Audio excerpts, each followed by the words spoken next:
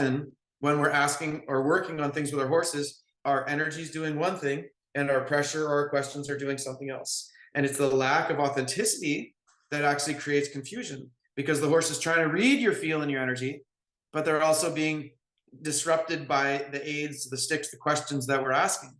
Okay, so as we can get to a place where authentic expression is part of what we're doing, so you sit in your feeling and then you express your feeling from a place of love and authenticity, you now, there's nothing hiding. There's nothing hiding. What is it in a horse's life that causes anxiety? It is our inability to be authentic. What is it in their lives that does that?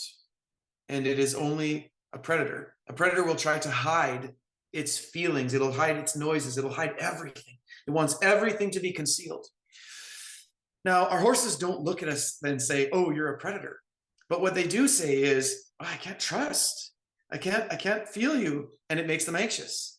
And so then they will resonate always to something that has a greater sense of opportunity to connect, something more authentic. And I find this in clinics. There's lots of times when, you know, when you just walk up and you take a deep breath and you really try to allow yourself to be felt, this will create calmness in a horse very quickly.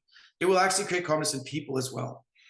And this is really one of the things that develops trust. So it's funny, it's interesting that you could very well build trust in relationships with yourself, with others, with horses, merely by allowing yourself to show up and be felt. And that does not mean you have to have everything perfect in your horsemanship.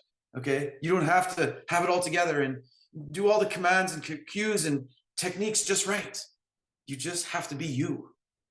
Okay, and sometimes I think people struggle with this because they think they have to change everything. And so we're always in this flux of dissension between what is and what we're trying to be.